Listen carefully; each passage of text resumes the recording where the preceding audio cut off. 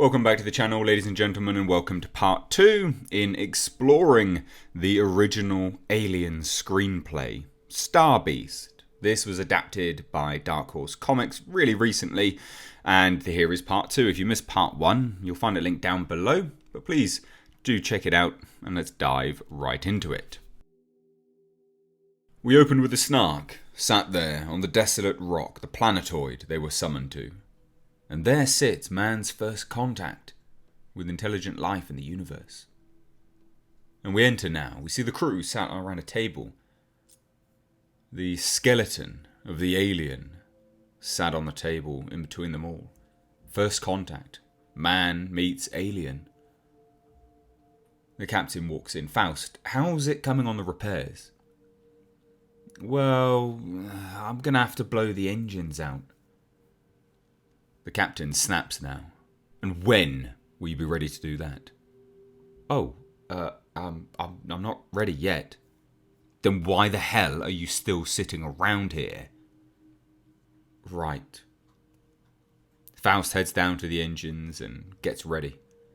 Are you ready up there? He says. Sure. We're ready. Okay, I'm going to start the extraction procedure now, he says over the intercom. Roby sits facing the skeleton. Picks it up. And the captain walks up behind her. Alas, poor Yorick. Find anything we missed? Still worried? You know me. This is... I don't even know what I'm looking for, she says, carrying the skeleton away. I've always respected your opinion, Martine. If something worries you, it worries me. What would you say that symbol was supposed to mean? They sit back at the table, assessing things. Well, it's obviously intentional. Some kind of attempt at communication. Maybe it's a symbol that means something to them. But why draw it on the wall? She takes a swig of her coffee. Blech. This ship is full of cat hair. It's in my coffee. Tell you what, Martine. As soon as the engine's fixed... Something cuts in. Captain, this is Broussard. Can you come topside for a minute? What's up? Well, the sun just came up again and it seems the wind's died down. It's as clear as a bell outside. There's something I think you ought to see. Roby and the captain get topside, and we see on the monitors something. I was scanning the horizon to see what I could pick up, but take a look. And there on the monitor we see a pyramid-like structure. And the captain summons the crew. This is standard. All hands topside now. That creature must have considered it important, using his last strength to draw it. Maybe they built it. As what? A marker for buried instrumentation? Or a mass grave? Maybe the rest of the crew is in there, in some kind of suspended animation, waiting to be rescued. It wasn't necessarily built by them. Roby cuts in. Here comes the dust again. Well, does anyone else agree with Roby that we should not explore it? No? Then the sooner we get moving, the better. And they head out, a search party, investigating the pyramid structure. We can't make out any details or features yet, but it's definitely too regular for a natural formation. Oh shit, I've completely lost their signal. Can you get them back? We see the crew walking up to the pyramid. There's no entrance. Maybe the entrance is buried. Could be under our feet. Maybe there is no entrance. The thing may be solid. There's got to be some way we can get through to them. Faust here, I'm going to charge up the engines for a minute, okay? But something interrupts Roby. I have a temporary sequence on the monitor. Hold it, computer, I can't hear a damn thing. She puts on her headphones. Okay, go ahead. You mean you've translated it? Well, come on. Come on. What does it say? Roby's eyes go white. She's shocked, stunned, scared. What was that? The computer just translated the goddamn message. It's not an SOS, it's a warning. Meanwhile, we cut in with the crew at the pyramid. Maybe we can get in by the top. You want to try? Sure, they say, firing a grappling gun. Broussard lodges the grappling hook at the top. You guys just wait down here until I say it's okay to come up, and he begins to ascend the pyramid. There's a hole at the top, he says once he reaches the top. Can we come up? No. It's too small, only room enough for one person to stand. Can you see anything in the hole, Broussard? I can see part way down. It just goes down like a stovepipe. I can't see the bottom. Light won't reach. Meanwhile, back at the Snark, the crew are discussing things. What is it? Jay, we've got a problem. I was wondering if there was any way you could shortcut the repairs and give us immediately takeoff capability. Why? What's wrong? The computer, it translated the alien signal, and it's kind of alarming. What do you mean? It couldn't translate the whole thing, only 3 phrases. I'll just read it to you, the way I got it. Hostile. Survival advise. Do not land. We see Broussard at the top of the pyramid. Del, you want to come down? We can figure out where to go from here. No. I want to go in. Okay, Del, but just for a preliminary look around, don't unhook yourself from your cable and be out in less than 10 minutes. He's loaded himself up. He's ready to descend. Right. We see him now in the belly of the pyramid, slowly as he descends. Okay, I'm in the mouth of the chimney now, and I'm starting down. Take care. I'm way below ground level. What did he say? I couldn't make it out. Too much interference. I'm getting nowhere. The whole area around the pyramid is dead to transmission. I think we should go after them. No. What do you mean, no? We can't spare the personnel. We've got minimum takeoff capability right now. That's why Chaz left us on board. But they don't know about the translation. They could be in danger right now. As this altercation aboard the ship keeps going, we see Broussard descend. I'm in command here till she returns, and nobody's leaving this ship. Tunnel's gone. A cave or something's below me. Feels like the tropics in here. Air is warm and humid. High oxygen content, no dust. It's completely breathable. He descends, he keeps climbing down. And he hits the bottom. I've reached the bottom. It's unbelievable. We see what looks like hieroglyphs carved into the walls.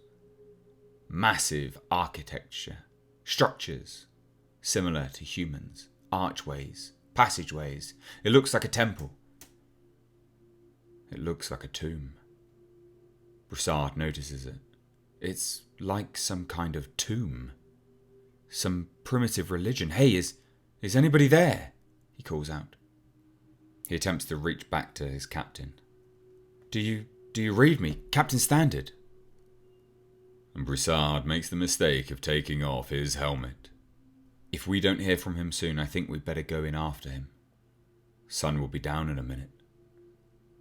We see Broussard walking up to a sack. I don't know if you can hear me, but the place is full of large urns or jars, just like the one we found on the alien ship. Except these are all sealed. Also, they're soft to the touch. He goes in for a closer look. And another funny thing. Outside, they get ready to descend. Let's go.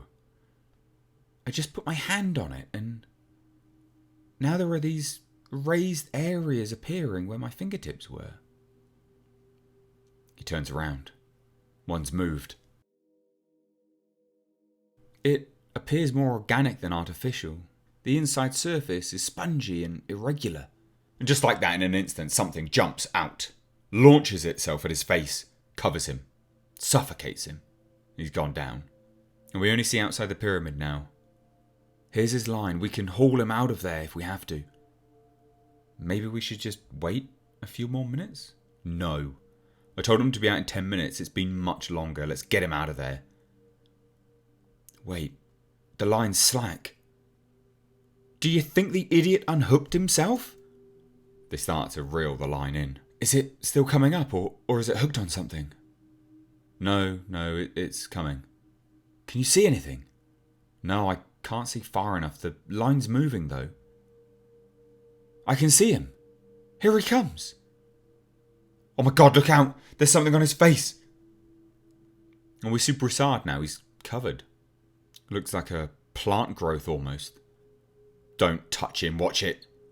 And back at the Snark, Roby notices. I've got them. They're back on my screens. 3 blips.